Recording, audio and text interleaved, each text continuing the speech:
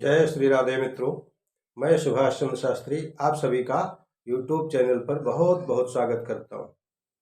मित्रों, पितृदोष एक प्रमुख दोषों में आता है। आखिर ये पितृदोष है क्या? कैसे बनता है पितृदोष? पितृदोष सामान्य तरह से दो प्रकार से बनते हैं।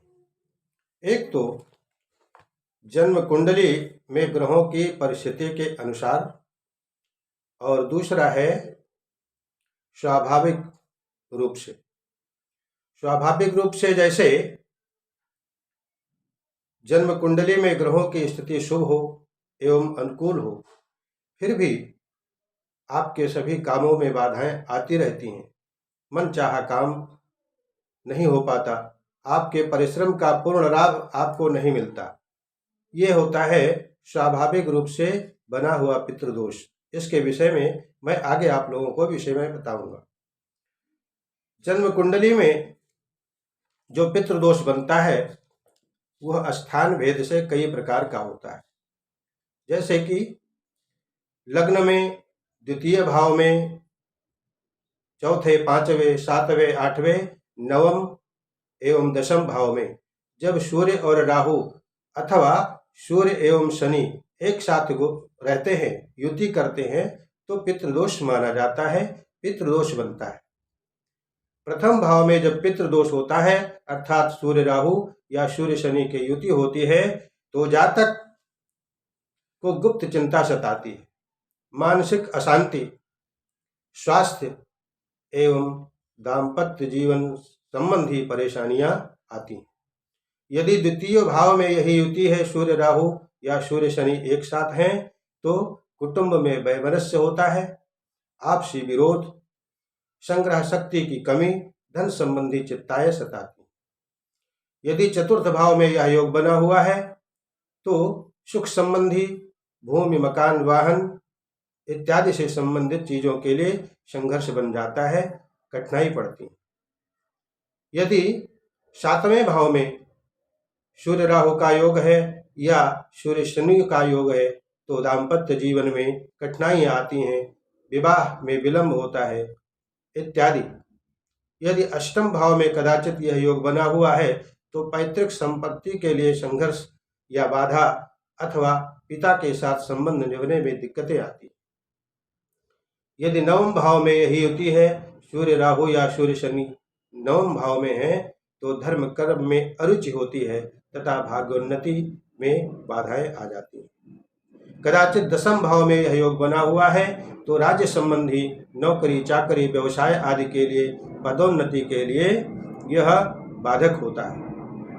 मित्रों, यदि कदाचित किसी की जन्म कुंडली में सूर्य नीच राशि का हो, नीच राशि का होकर के सूर्य शनि या सूर्य राहु के साथ युति कर रहा हो, तो यह दोष और प्रभावी हो जाता है। अब स्वाभाविक पितृदोष क्या है? स्वाभाविक रूप में यह है कि यदि आपके कुटुंब में अथवा आपके गोत्र में किसी ऐसे व्यक्ति की मृत्यु हुई है जो कम आयु का रहा हो, सर्पदंश से या दुर्घटना में किसी भी कारण जिसकी मृत्यु हो चुकी है, जिसका क्रियाकर्म समुचित रूप से नहीं हो सका है, ऐसी आत्माएं जो भटकती रह जाती हैं, जिन्हें तृप्ति नहीं मिलती। इसके अलावा ससुराल पक्ष और नलिहाल पक्ष के द्वारा भी पितृदोष बनता है। इसीलिए जब कभी तर्पण या पितृकर्म किया जाता है तो तीनों पीढ़ियों के लिए एक साथ में किया जाता है। बंधुओं, यदि आप सभी के जन्म कुंडली में ऐसा पितृदोष बना हुआ है या स्वाभाविक रूप से ऐसी परेशानियां आ रही हैं, तो आपको यह उपाय निश्चित रूप ही करना चाहिए। अपने घर में अपने जन्म कुंडली के पितृदोष को निवारण के लिए आप यथाशक्ति उपाय कर सकते हैं। जैसे नाग बलि करवाना, नारायण बलि करवाना, पितृयज्ञ कराना, गया श्राद्ध, ब्राह्मण भोजन, गोदान आदि, यह एक विशेष उपाय है। एवं सामान्यतया सामान्य उपाय में आप अपने पितरों के एक फोटो बनवाएं, घर में दक्षिण दीवार में फोटो लगा करके उस पर सुंदर हार सजाएं। जैसे प्रातःकाल आप अपने घर में पूजनालय में जाकर भगवान के सामने हाथ जोड़ते हैं, उसी प्रकार नित्य प्रति अपने पितरों का भी आशीर्वाद लें। दूसरा, हर अमावस पर, रविवार हो या कोई सा भी वार हो, तो आप कच्ची लस्सी, उसमें थोड़ा गंगा जल मिलाएं, थोड़ा काला तिल, चंदन, चावल, पुष्प इत्यादि लेकर के और पीपल पे जाकर के चढ़ाएं और प्रत्यभ्यः नमः, पितृभ्यः नमः यह मंत्र कहते हुए परिक्रमा करें और भगवान से प्रार्थना करें, अपने पितरों से प्रार्थना करें।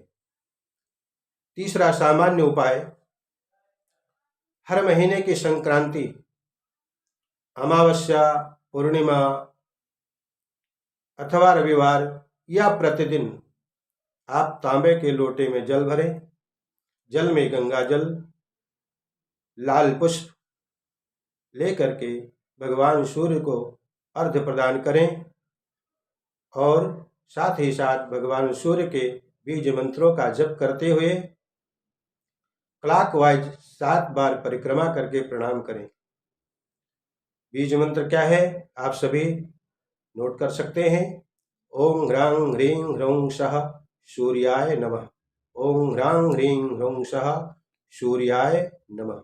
इस मंत्र का पाठ करते हुए क्लॉकवाइज उसी स्थान पर खड़े होकर के 7 बार परिक्रमा करें और भगवान सूर्य से प्रार्थना करें, नमस्कार करें। इससे आपके पितरों को विशेष तृप्ति मिलेगी, उनकी कृपा प्राप्त होती रहेगी।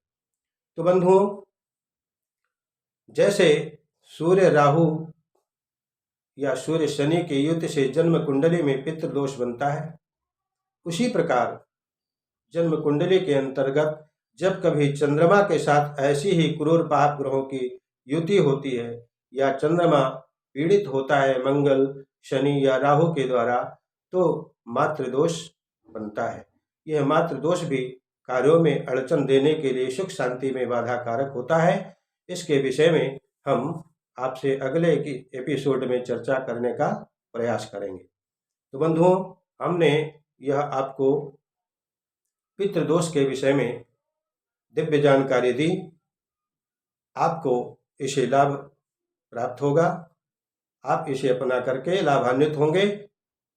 बंधुओं, हमारे वीडियो को लाइक शेयर करते रहें, सब्सक्राइब करना न भूलें चैनल को। जय श्री राम।